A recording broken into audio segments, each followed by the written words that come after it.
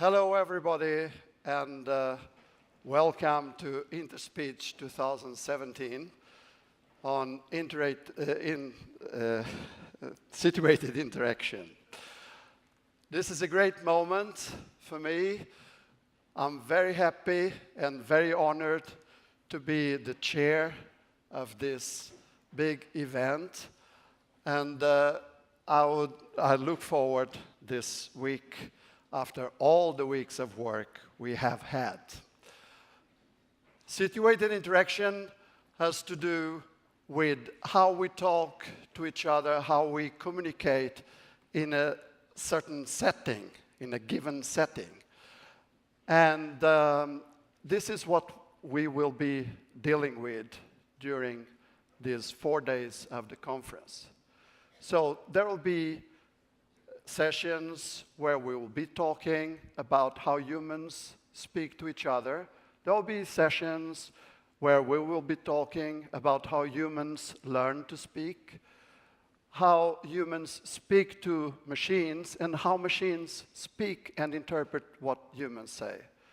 So this is a broad range of scientific endeavor, and that's what unites us. So it's a big, big pleasure for me to welcome you to this Science Union event where we have people from all over the world, as you will see.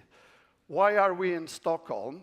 Well, in Stockholm we have some pioneers like Gunnar Fant, Gunnar Bjugren, and Britta Hammarberg, and Gunnar Kjellgren. They were at KTH, at Huddinge sjukhuset, and Gunnar Kjellgren was one of the founders of the Stockholm-Umeå Corpora that some of you are familiar with. Even better, or as good as it could be, we have one of Gunnar Fant's former students, Björn Lindblom, who is a professor in phonetics, and you will meet him in the final keynote session. So there are many people to thank in an event like this. I will not mention all of them now. We keep that for the closing ceremony. But I want to give you a flavor of how this thing has been evolving. And an interesting number here are these 1,395 reviewers and 3,899 authors who submitted work that had to be reviewed and handled very nicely by the technical program committee. So if we look at the numbers here, we can see that we started with 1,771 initial submissions. This includes both the so-called regular papers and show and tell papers for those sessions. And, well, you can see the numbers. We had finally 839 papers accepted, which means we had an acceptance rate of 51% for regular papers and 67% for show and tell papers. If we look at how this distributes in terms of themes in a rough estimate, a classification, we see that science, as it is defined here, is human science. It's still a little bit not evenly represented as a technology. And nevertheless, it is already a step in the right direction, because if there is something that we need to do in order to understand human behavior and human communication, is exactly to be able to talk to each other across fields. We are dealing with communication, so we have to talk to each other. and be able to exchange all these aspects that have to do with psychology, linguistics, phonetics, and the technological aspects too. So, if we take a look at how this appears across continents, these are the number of authors, individual authors, so a paper may usually have several authors. We see that we still have some work to do regarding Africa and Antarctica also. So we'll push for that. Yep. Actually, no, we can keep this safe down here. We don't want scientists to be invading. We let it to the penguins. Yep. If we look at the distribution in terms of countries of the authors that I've presented, we have this graph here. I think you cannot read all the countries, but I was forced to use a dB scale because there was such a huge difference between some countries with one paper, one author, and other countries with 500. So this is a dB scale. 0 dB is one paper. So you do the math. Yep. So how many are we here today? Yeah. We ended up with 1,778 registered participants presenting papers and involved in the sessions. And altogether, we have 2,053 attendees at all these different levels in all these different activities.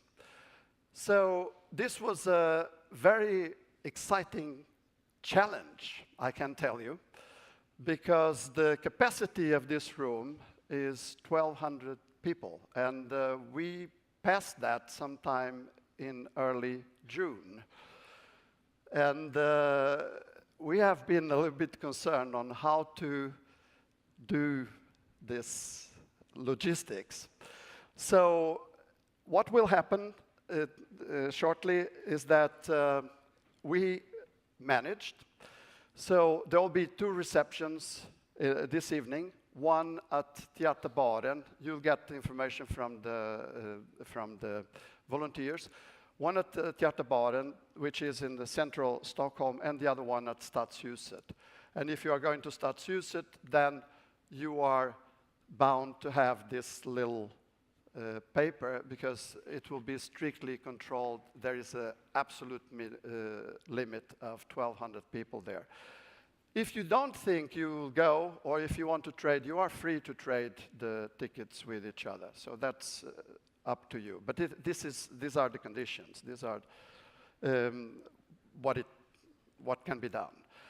The banquet, we had to expand and hire the museum also in front of the museum that we had initially thought of. So it will be at the Etnografiska Museum and Teknografiska Museum. And you'll be assigned, when you go there, you'll be assigned to the right museum. Now, we have to recognize also the people who have been working, not only the committee, and we are going to fix a little surprise for the reviewers who have been involved in the process and who are present here. And in principle, that's parallel with the student reception that will be at Skegelbana. It's in a theater south of town. And for the reviewers, keep on, look up in the app, and you'll get some information about that. This will be a surprise. I think it's a surprise also for the PCO, but, well, we'll manage, I think. So, to organize an event like this, we decided we hoped to be able to have it exactly here at university in an academic environment rather than in a conference setting where it has place without problems for everybody at the same time. And to do that, we had to have the full support of our Vice Chancellor, Astrid Söderberg-Widing, who has been enthusiastic about this event. And if there is someone here who really understands the merging of humanities and technology, that's Astrid. And I'm very proud to be in a university where she is the head of the university. So we can have a round of applause for her.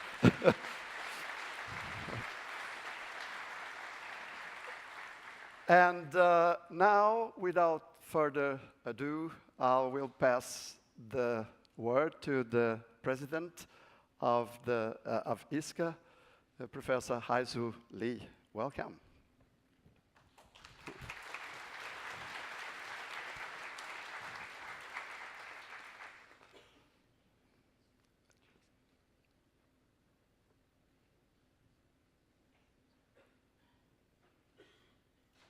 Why is it not?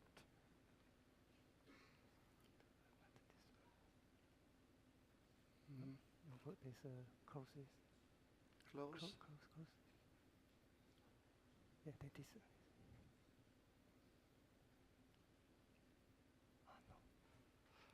Oh, no. I'll put this on.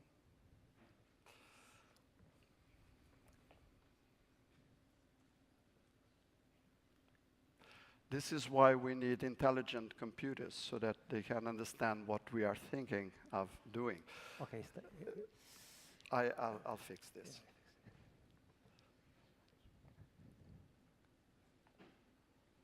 Out.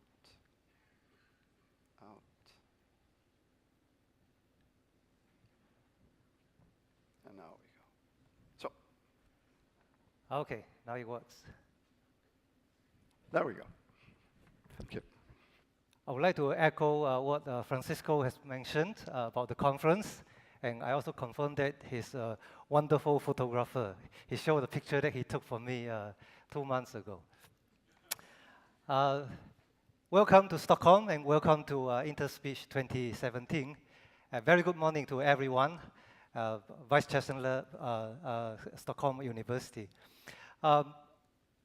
Every year we have a big gathering, but this year I'm deeply impressed. InterSpeech 2017 met overwhelming enthusiasm from the association, from the membership. We have a record number of participations this year. I'm really glad to see a full house here attending today's opening ceremony. So as usual, I will give a brief update of the association. I will announce major association awards, and I will also announce 2020 InterSpeech venue. We have this picture of the flying carousel has been with us for several years. It's not so much to promote the amusement park, but the theme that we have here, situated interaction. Just now, Francisco already mentioned his definition of situated interaction. I will give a new meaning to it.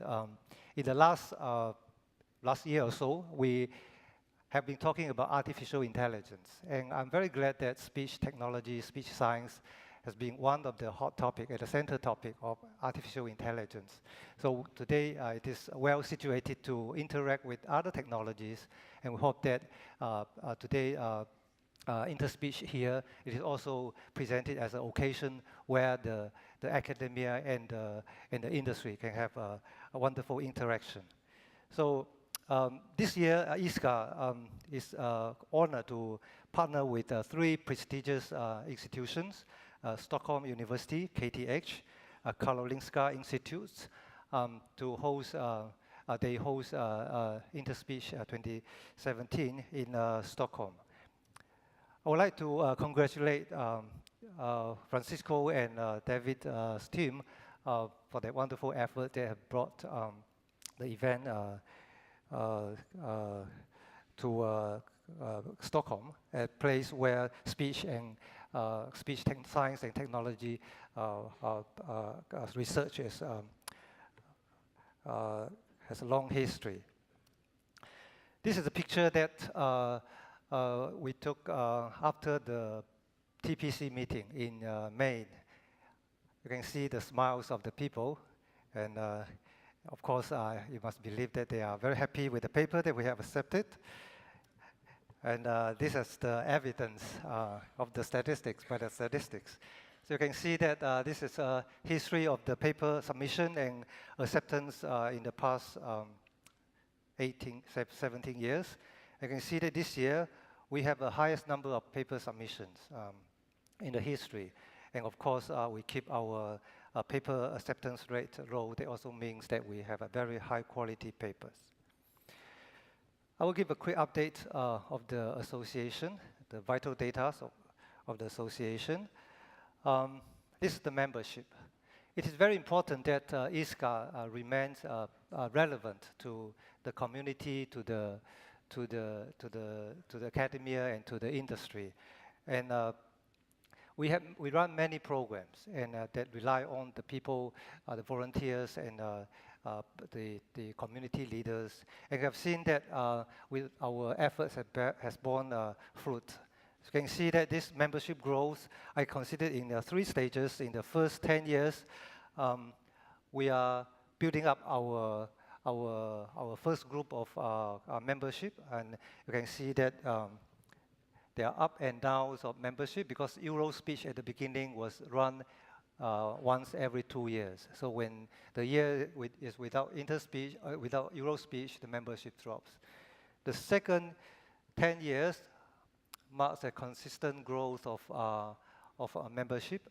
That was after EuroSpeech and ICSLP was merged into InterSpeech, into ISCA, where we are today. And then the last 8 years marks an accelerated growth of our membership.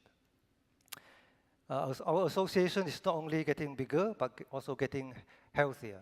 With increased membership and increased income from the membership, we are able to provide support various programs at increased expenditure. These efforts are not possible without the help of many volunteers, in particular the board, the ISCA boards. They are the volunteer leaders, and they also actually putting their own efforts to run various programs. We have 14 members in the board, and actually 8 of them this year have ended their terms, including myself. And we have run an election, and we're glad to announce the 8 new members who are just elected to the board. 3 of them are serving their second terms, and 5 of them are new members. Next, I would like to mention a little bit particular effort that we put into in the last couple of years. This ISCA outreach. I received these 2 photos from the events that I participated. Firstly, just to confirm with you that China and India, indeed, they are the most populous countries in the world. But also to say that you can see that there are vibrant ISCA communities over there. They attended our events, and through the various programs that ISCA supported, ISCA special interest group, we get connected to the people in developing countries where is the membership grow. We see a strong membership growth. This is evidenced by the statistics. So you can see that Indians membership for the first time is ranked number 2, only after United States. This is a result of consistent effort by the board and a lot of volunteers through the various programs, the summer school, the workshops, the special interest groups, the geographical outreach committees, distinguished lecturers. I'm going to talk about more in the General Assembly. Last year, we have started several new initiatives to cope with the increasing number of members, applications, and all kinds of administrative matters. We have set up portals. So, for example, this year, I believe that if you are the student grants receivers, student travel grants receivers, you apply and receive the grants through ISCA web portal. And of course, membership now can submit their workshop proposals through web portal as well. We started the technical committees, ISCA technical committee, to ensure continuities of the ISCA conferences and workshops 2 years ago. Now it is in full operation. And the committee includes TPC chairs of the past and the future interspeech conferences, and this will make sure that the knowledge that we gather, that we learn through running interspeech can be carried forward to the future years. We have also set up interspeech risk fund to provide a safety mechanism for interspeech conferences and to encourage organizers from a higher risk location to consider organizing interspeech. And some more details will be discussed in the General Assembly. Next, as usual, in the opening ceremony, we are going to announce the awards and recognition from the association. To start with, I would like to invite Kate Neal, the ISCA board member who takes care of the fellow selection, to announce the ISCA Fellows Class 2017.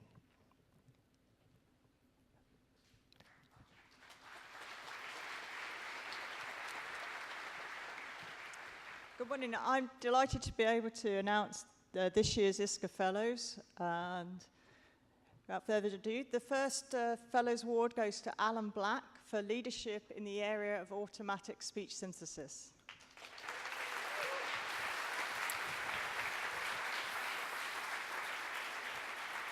Get the student to help.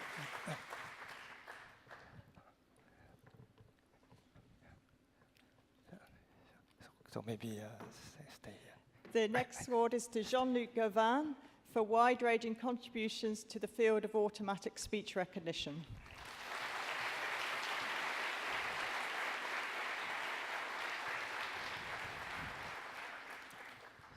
Some photos.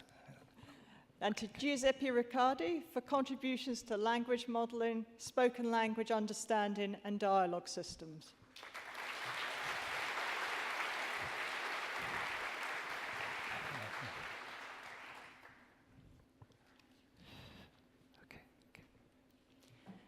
To Michael Riley for work in developing weighted finite states transducers and applications to automatic speech recognition. Congratulations. Okay. And lastly, to Bhuvna Ramabhadran for contributions to the fields of speech recognition research and applications. Congratulations. And I'd just like to thank the Fellows Selection Committee for their hard work in sorting through the nominations and voting. Take a photo together. So together we take a photo. Yeah.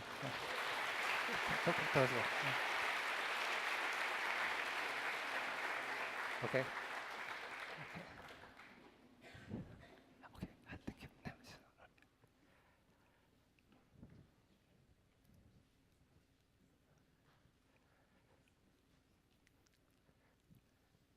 And now it comes to the highlights of the event. ISCA every year selects one ISCA medalist for scientific achievements.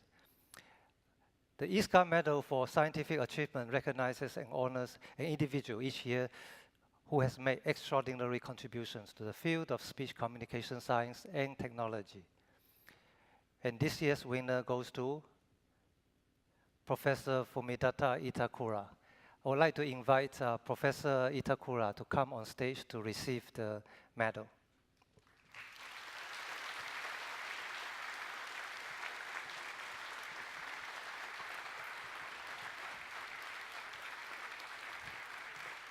Congratulations.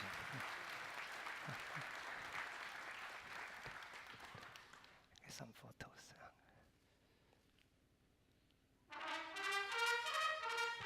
Okay, thank you. Thank you.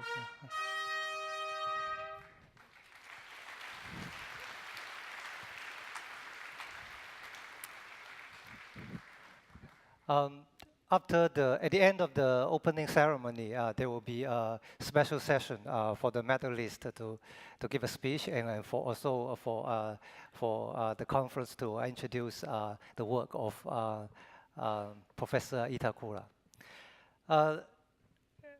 We also, as a tradition, we announced the final list of the interspeech best student papers. We have selected 12 best student papers candidates, and these are the, next I show you the 3 slides. They are the papers that are in the final list. So this is the slides number 1, the first group of papers, the second group, in the order of time of presentation, and the third page. So altogether we have 12 papers. All the papers were presented in front of the jury yesterday, and we will only announce the winner at the closing ceremony.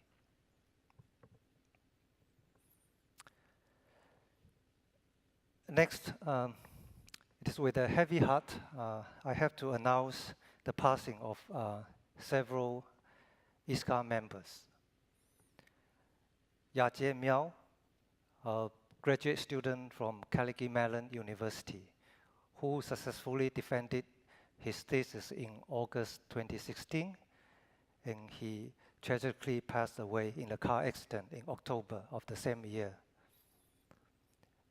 Yajie is known for his work in end-to-end speech recognition, the ESON toolkit that many of us are using today. The friends of Yajie from CMU and Microsoft, together with ISCA, we set up ISCA Yajie Miao Memorial Student Travel Fund. And this year, 3 students have benefited from this travel grant in memory of Yajie and his work. Yajie's story reminds us that we shouldn't forget to live, even with all the work we do. Next, I have to announce the passing of Asaf Randall, a member of IBM Research Group in Haifa, speech technology group. He's known for his contribution to text-to-speech, deep learning, and speaker recognition. He has been an active author of interspeech papers. And actually, his work will be presented today and tomorrow. Unfortunately, he cannot come to present the work, and he will be remembered. And I also have to announce the passing of Eric Vatikiostis Battison, who passed away just 2 months ago. He was the founding member of ISCA Special Interest Group on Auditory Visual Speech, and he's known for his contribution to production, perception, and associated brain functions of multimodal communication, especially spoken language processing. Next, I'm going to announce the selection of Interspeech 2020 venue, where the board has selected Shanghai to host Interspeech 2020. Remember that the first Interspeech was in year 2000, and it was held in Beijing. So after 20 years, we are going to celebrate the 20th anniversary in Shanghai, China again. So with this, we have now selected the venue for 2018, which is in Hyderabad, India, 2019, Graz, Austria, and 2020, Shanghai, China. And we call for, we invite bidding applications from the grounds for the host of Interspeech 2021. Of course, with two events, 2018 and 2020 in Asia, we do expect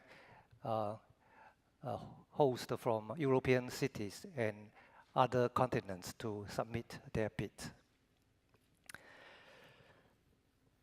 This is the list of events that ISCA organized in this conference, and some of them were already took place yesterday. I would like to particularly mention Speech Students Meet Experts event, which will take place tomorrow. And just now, my colleagues, Laurie Lamel reminded me that this event it takes place in parallel with other events. So if you come, you can come, but you don't have to finish all. You can come and go. So we hope to have more people to participate in the Student Meet Experts. And you can schedule your visit to the events at your convenience. We also had a doctoral consortium that took place yesterday. And very importantly, end of today, we will have the General Assembly in the same location as the opening ceremony. Finally, I would like to share with you a proverb, Swedish proverb. They say that in a good book, the best is between the lines. And I say that in a good interspeech, the best is between the sessions. And I hope that you enjoy the session as much as those in between. Thank you very much.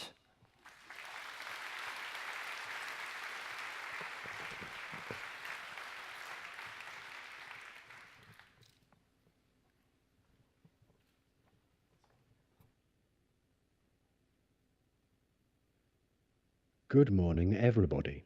Or as we say in Sweden, hey, my name is Furhat and I am a speaking social robot. I'd like to welcome you to Interspeech 2017 on situated interaction. I'd also like to welcome you all to Sweden and Stockholm. Stockholm, my hometown, is a very beautiful city full of nature.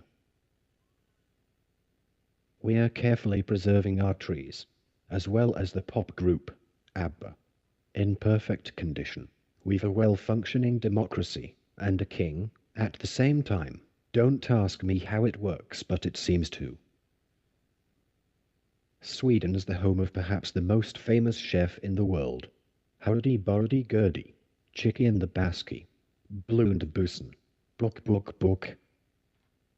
Sweden is an innovative country, and I consider myself a great example of this inventiveness. Citizens of Stockholm invented both the pacemaker and dynamite. It's not a coincidence we're the home of the Nobel Prize. So again, welcome to Stockholm. And now I have some important messages for you. Charlie, my assistant, will help you pay attention to them.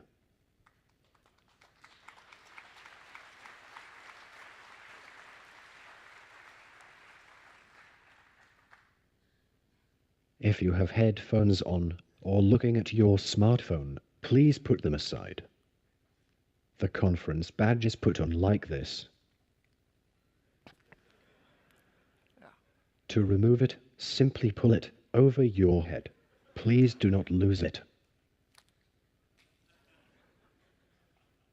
As unexpected verification can occur, you should wear the badge at all times. The plenary sessions and the closing ceremony will be held right here at Aula Magna. All other sessions will be held in the main university building along the main corridor on level 3. During breaks, we will serve you coffee, snacks and refreshments at designated stations in the main building.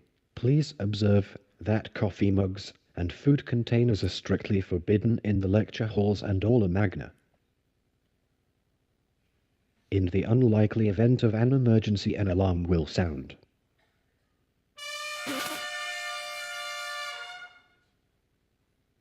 Stay where you are. Locate the nearest volunteer and follow their instructions. Volunteers are clearly identifiable by their yellow t-shirts. There are at least 2 emergency exits in each lecture hall. They are clearly marked with the word nude. Look around you and locate the nearest emergency exit. Remember, it may be behind you. And yes, remember, it's called nude. Nerd. If you have an oral presentation, please upload it in advance. To do that, please go to room B307 in Sodra Josette. Anika and her staff can answer any questions at the information desk in Building A, Sodra Josette. There are several lunch alternatives right here on the campus. Also, there will be 2 parallel receptions held tonight. One at the Stockholm City Hall, and the other one at the Theaterbaren in downtown Stockholm. Volunteers will guide you to the City Hall and Theaterbaren, so look for them by the subway at the university. Thank you, Charlie. That was great.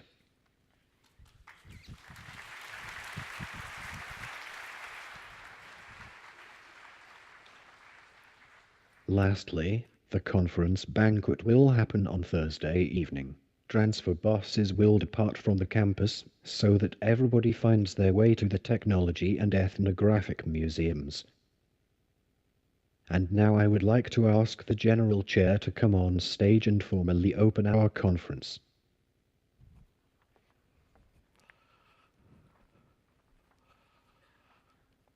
Thank you, Farhat. Well, we are about starting our work. We have provided backup rooms so that you who do not fit, if there is not enough place in this room for the plenary sessions, there will be also opportunity of being in A2 and C6.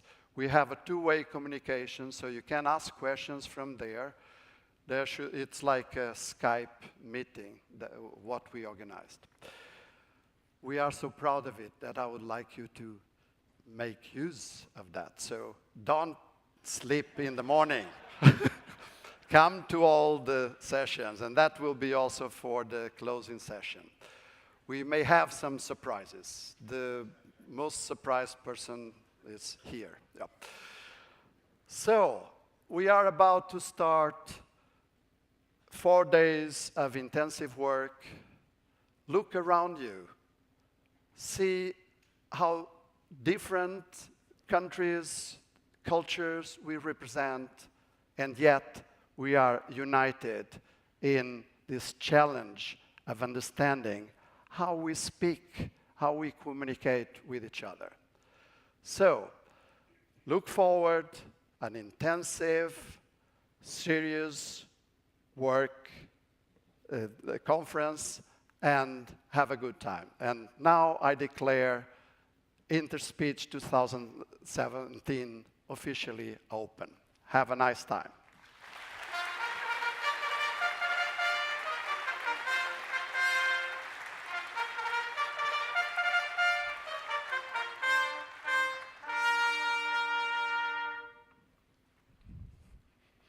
So, thank you.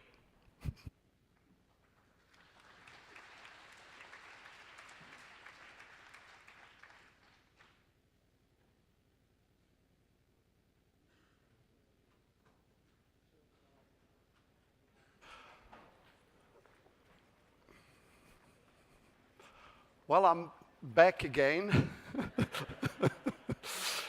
And essentially, just to tell you that there will be the medalist session now.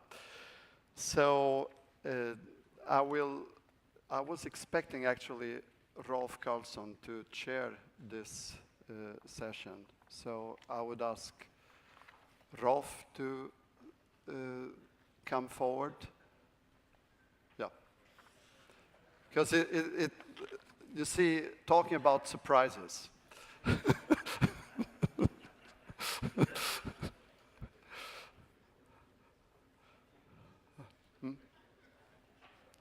Okay.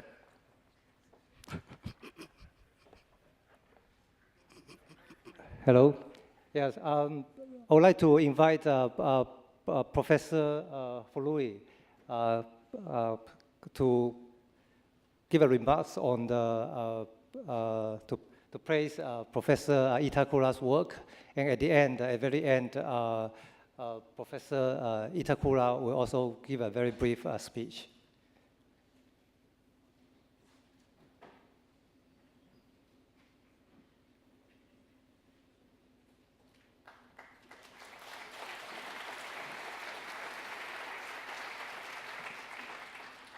Okay, good morning, everybody. My name is Sadoki Furui, and I was asked by Haijori to introduce Professor Itakura's achievement because he has got a little bit sick, but he wants to come here. Mr. Professor Itakura is coming here to give a short talk, maybe about 2 or 3 minutes. So Professor Itakura, please come here to give a bit of address.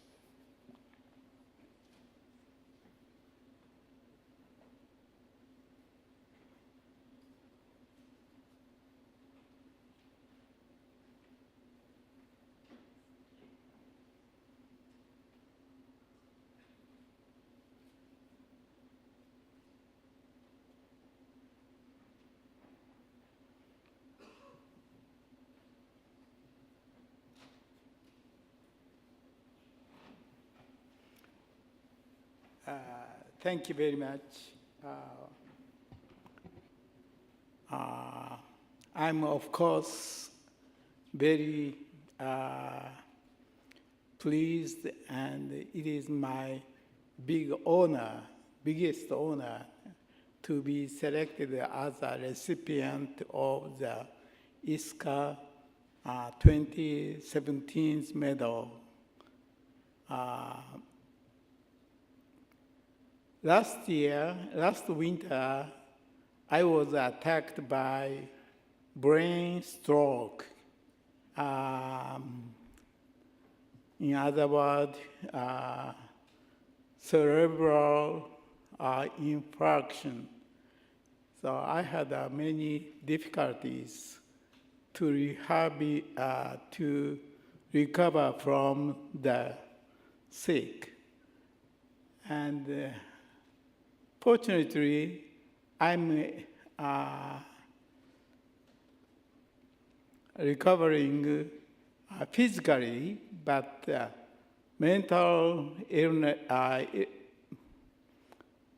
sickness is not very difficult, and is very difficult to recover soon.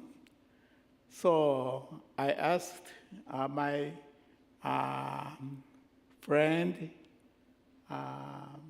Furui to make a speech here. I thank Furui very much. And also I would like to thank all my friends and mentors,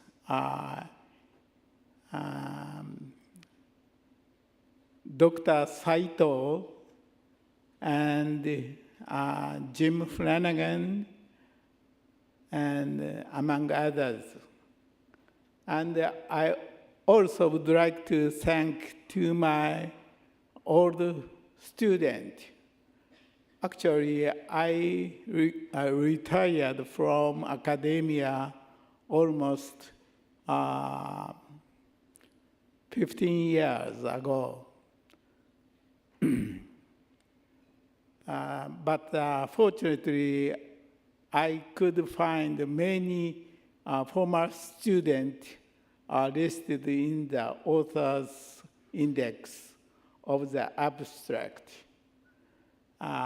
I thank to all those students. It's hard to say, to name every student, but I just say thank you. Arigato, arigato, arigato. Thank you very much.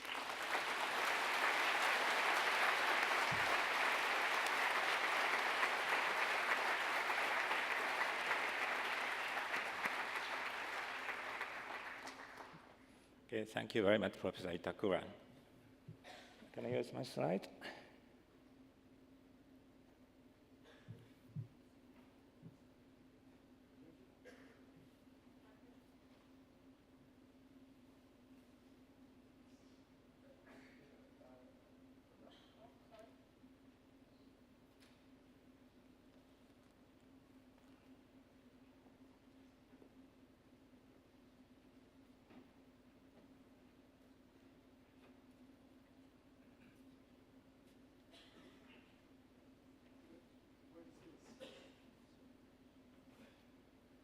Is this what we have?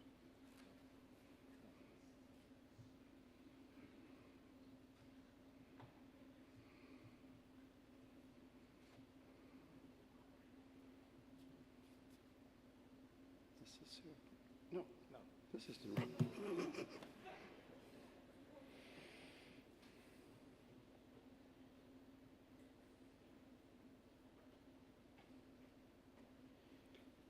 Can you tell me?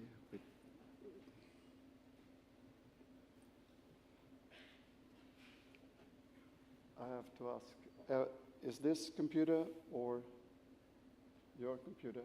Where is the presentation?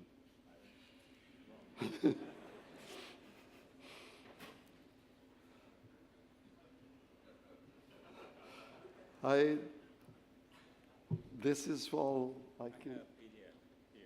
Okay.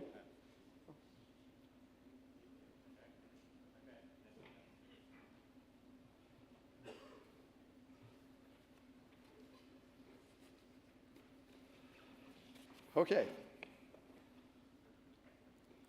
Shall I sing? No.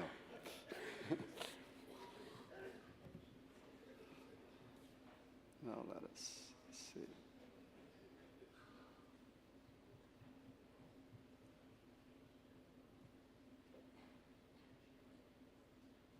Which one? Yes, That second one? Yes. Right. Yes. Oh, let's see.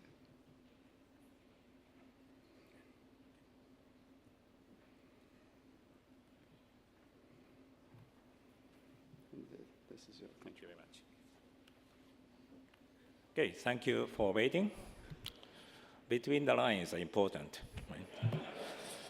Okay, so ISCA Medal for Scientific Achievement 2017 is awarded to Professor Fumitade Itakura for his contributions in developing fundamental statistical algorithms in speech coding and recognition with broad and unparalleled impacts.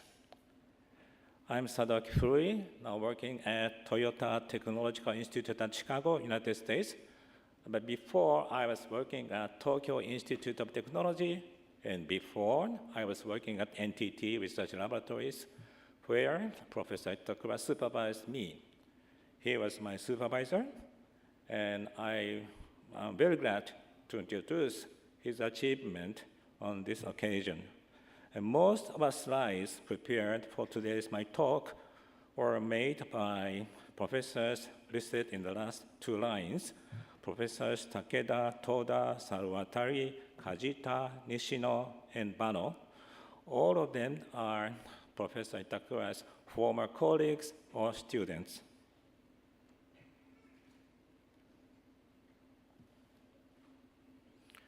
And this is Professor Itakura's professional history.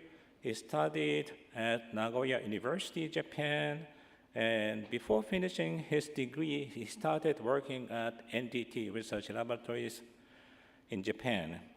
and because unfortunately his professor, a supervisor, passed away before he finished his degree. And after starting his work at the Intuitive Research Laboratories, he got a PhD from Nagoya University, and he spent 2 years at Bell Laboratories, United States, as a visiting researcher from 1973 to 75. And he became, after returning to NTT Research Labs, he became department head, and he finished working there and became a professor of Nagoya University. In 1984, he was working there until 2004. And last 2 years, he was the director of Media Center at Nagoya University, and he became Professor Emeritus. And he was working at Meiji University, one of the private universities in Japan, from 2004 to 2011. He has received so many awards. This is just a part of his awards, including Japanese associations and also IEEE, and yes. And this includes a IEEE Singapore System Society Award, IEEE Third Millennium Medal, and Purple Ribbon Medal from Japanese Emperor, and Fellow of IEEE, and IEEE Jack S. Kilby Signal Processing Medal. His first and major achievement was his pioneering work on autoregressive modeling, done in 1966. He made a paradigm shift from deterministic approach to probabilistic approach based on maximum likelihood criterion. He invented the so-called LPC technique, somewhat similar to Vishnu et al. Did, but the viewpoint was a little bit different between these two great researchers. In the middle, you can find a filter structure of linear predictive coding, linear predictive speech synthesis, and on the left-hand side is Gaussian noise as input, and after the linear prediction mechanism, speech signal is produced. And alpha parameters, predictive coding coefficients, were automatically estimated by solving the so-called normal equation using a triplet matrix consisting of autocorrelation coefficients. And in order to solve this equation, you can find a recursive way of solving.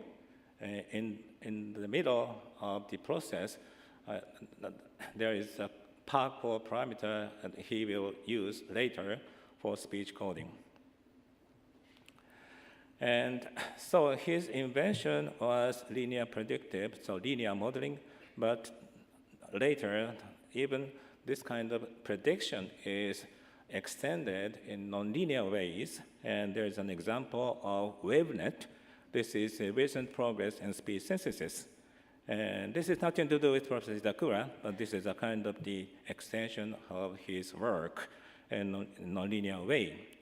And in this WaveNet, I have learned that they use almost 3,000 past values and nonlinear estimation with convolutional neural net.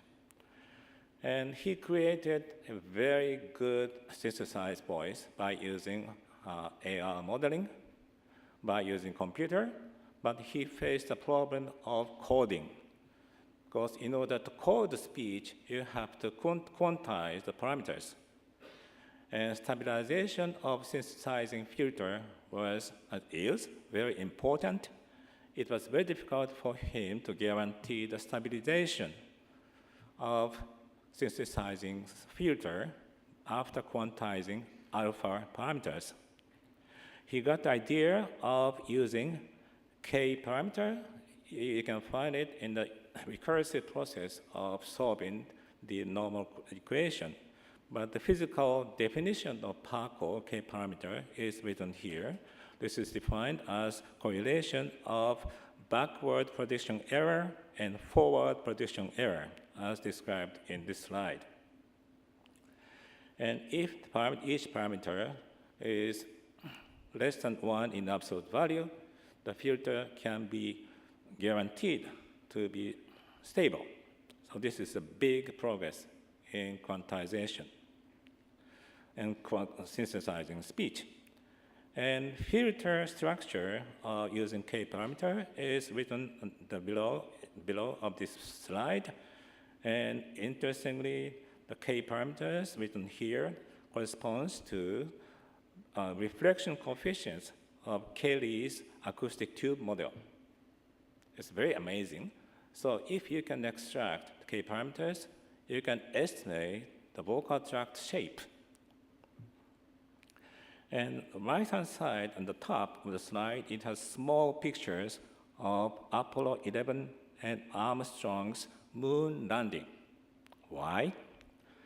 Professor Takura complained that on the same day as his presentation at speech workshop of Parkour parameter, there was a moon landing happened, and almost everybody looked at TV, and only himself, organizers, and a little bit of somebody else attended the workshop. He complained a lot of Apollo's moon landing. And Parkour parameters was great, but he wanted to even better, more efficient parameters to be invented, and he got the idea of LSP. LSP is a kind of the extension of k-parameters, but filter was, in the case of, it's got a very extreme case of lossless condition. Okay? In the previous slide, there's a loss in the Gaussian noise input side, but in the very extreme case of lossless, plus or minus 1 at this path, we can create a transmission function and the 2 lines in the middle, lower middle of the slide, and we can estimate omega parameters, which is called line spectrum frequency. And k, in the case of k p plus 1 equals to 1 or minus 1, we can create 2 filters, and we get 2 sets of line spectrum parameters. And if these 2 sets of parameters are located interlacingly, we can guarantee the stabilization of the filter. And by using LSP parameters, he could reduce 30% of amount of code bit rate. So it became much better in comparing its Parkour parameters. And line spectrum pair LSP for high compression speech coding, not done in 1975, was awarded in 2014 as one of the IEEE milestones. And Prague, on the right below part of this slide, shows as follows. Line spectrum pair, invented at NTT in 1975, is an important technology for speech synthesis and coding. A speech synthesizer chip was designed based on line spectrum pair in 1980. In the 1990s, this technology was adopted in almost all international speech coding standards as an essential component and has contributed to the enhancement of digital speech communications over mobile channels and the internet worldwide. I believe still now, almost all speech and audio coding uses LSP parameters. And he has contributed not only in speech analysis, speech modeling, and speech coding, but also speech recognition. As I said in the beginning of my talk, he was invited to stay at Bell Laboratories from 1973 to 75 as an exchange researcher from NTT Research Laboratories to AT&T Research Laboratories.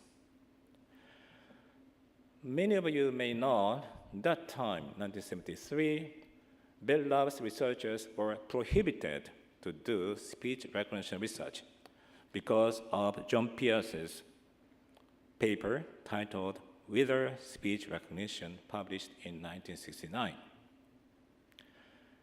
Jim Flanagan faced a big problem. But fortunately, nobody cares. Nobody cared. Foreign research, whatever foreign research are doing. So Jim got the idea of encouraging or allowing Professor Itakuras to do speech recognition research. And he did a great job. He combined the DTW technology and his own technology of spectral estimation together to create an isolated word speech recognition. So on the right-hand side, this is a structure of calculating the likelihood between stored model, acoustic model, and input speech represented by autocorrelation parameters. And left-hand side is the picture of the DTW path. And by using this technology, he got a very, very good results of automatic isolated speech recognition system. It was an amazing success, and Jim wanted to advertise it at Bell Labs News. This is the first cover page of the Bell Labs News with Itakura's young picture on the right-hand side, and all the computers on the rightmost part of the picture, and left-hand side for Bell Labs executives. They look like very excited or amazed to look at Itakura's presentation of automatic speech recognition system. One person did like this. It's like a very amazed or could not understand what Mr. Itakura said. I don't know. And this is a system called three-mode system. He worked with Aaron Rosenberg, who was expert of speaker recognition. So three-mode system consists of speech recognition, speaker recognition, voice response for airline seat reservation application. So Bell Labs executives were amazed, and they finally allowed Bell Labs to restart the speech recognition research. And he used the so-called Itakura Saito, this divergence in acoustic modeling, acoustic likelihood calculation in automatic speech recognition. And IS divergence has been used widely in general signal processing, including non-negative matrix factorization. I don't want to go to details, but IS divergence, Itakura Saito divergence-based non-negative matrix factorization has been successful in various areas by many researchers until now. And Itakura Saito divergence is interpreted as intersection of various NMFs, such as IS divergence NMF corresponds to beta divergence NMF with beta equals to 0, as well as alpha stable distribution NMF with alpha equals to 2. And he has contributed to blind source separation also. And he has developed a frequency domain independent component analysis in audio blind source separation. That was one of the world's first investigations connecting its ICA and spatial filtering and beamforming. And this research was extended by his colleagues afterwards to be made more sophisticated and complicated way to make a much better performance. And this is one of Professor Itakura's students' work that Professor Itakura is very much proud of. Young Wang Hong, she was a researcher, a PhD student under Professor Itakura, and she did studies on de-reverberation of acoustic signals based on subband signal processing. It was very amazing work. They are very good pioneering work in this area. And this slide shows some examples. Top half shows time-stretched pulse signal case, and lower half shows the real speech signal case, and original and a reverberated signal and recovered signal. As I said, he was, after working at NTT Research Labs, he moved to Nagoya University, and he supervised a CIAIR project that stands for Center for Integrated Acoustic Information Research. This was one of the Center of Excellence programs supported by the Japanese Ministry of Education. You see this photo taken 14 years ago. The photo was taken at the event workshop organized by this project. And leftmost picture is John Hansen, Professor Itakura, and Hussein Aboud, and myself. And under this project, he tried various kinds of experiments using a special designed automobile to collect data of drivers, audio, visual, and also driving data. All of them are collected real time to investigate various kinds of research. And he set up some special system for students for learning acoustic models. And also he created a system for head-related transfer function management system. This is the last slide I'm using today because I like this photo. This is a great photo with a master's in speech processing. This photo was taken in 2004 in Maui Island in Hawaii at the SWIM workshop. SWIM stands for, SWIM stands for Special Workshop in Maui. That's great. I also enjoyed participating in the workshop, the great video, and great talks by masters in speech processing, speech and audio processing. From left-hand side, you see Larry Rabiner, Bob Gray, Ron Schaefer, Manfred Schroeder, Joe McCool is here, and Jim Flanagan, Vishnu Tao, Professor Takura, and Professor Hiroya Fujisaki is also here. We learned a lot from them. And unfortunately, some of them have passed away, but still we can learn a lot from some of these great pioneers. Oh, we have two more photos showing his recent lives, and these two photos are taken at his home party together with his former students and colleagues. Most of them are very actively working domestically, almost internationally, in acoustics and audio signal processing. So thank you for your kind attention, and please join me in congratulating Professor Itakura and wishing him a swift recovery. Thank you very much.